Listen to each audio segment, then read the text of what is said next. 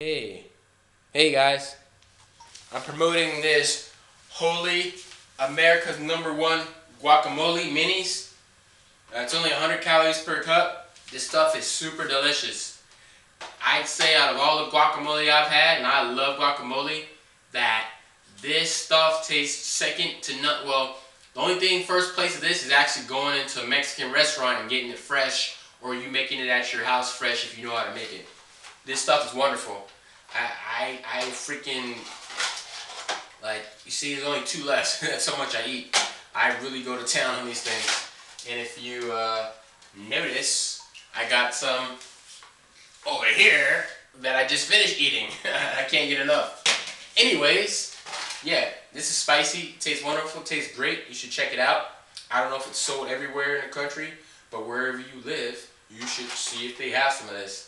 What got me into guacamole was I wanted to find more healthier ways to put different flavors with the meats that I was eating instead of using, because I wanted to wean off and get off of dressings like Thousand Island and ranch and stuff like that, because those are a lot of processed extra fats and stuff in it. So every time I read a magazine, it's like, oh, put avocado in your sandwich and have sliced avocado with this and that. So I found this and really fell in love with avocado again. And when I was growing up in Los Angeles, our neighbors had a tree. He's huge, like 2 stories tall. Maybe 3 or 4 stories tall. It was a big tree, a big ass tree.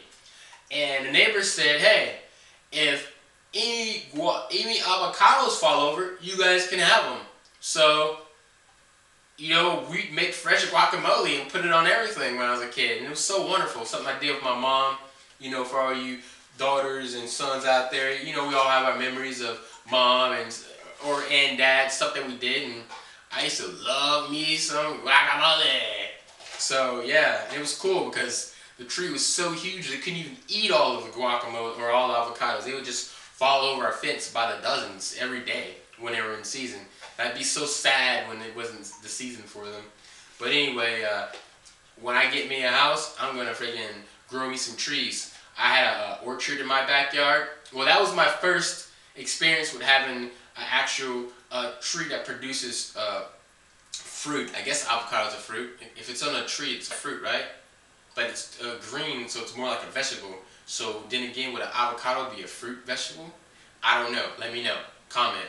So anyway, I had an orchard growing up, and we had peaches and plums and pears and apples and nectarines and cherries, and it was awesome. And when I got me a house, I'm gonna have an orchard in my backyard and start doing my agriculture thing. That's really popular these days anyways. Subsistence farming in your own backyard to be organic, to be green. So I'm not doing it to be green, I'm not doing it to be organic. I just like having excess fruit that's for free that tastes delicious. Because if you have a yard that's big enough for your own tree, your own fruit, it's gonna taste way more delicious straight off the tree than it does after sitting at the store, sitting there for days and being in trucks over time. Because the food, it's aging, so the longer it ages, the less delicious it is. If you've never had fruit off of a tree, like straight off the tree, I suggest go to Florida, go to California, it's somewhere near Bakersfield and maybe other parts, I only know about Southern California, and go take yourself and your kids to an orchard and get some fruit off the tree. It's a very cool thing to do for couples and families. My family, we used to go to orchards and just take us a bunch of fruit for the day. And it's actually a cultural thing in California, is families will actually go to these orchards and they'll go take as much fruit as they want by the pounds, and just pay for it right there instead of going to the store.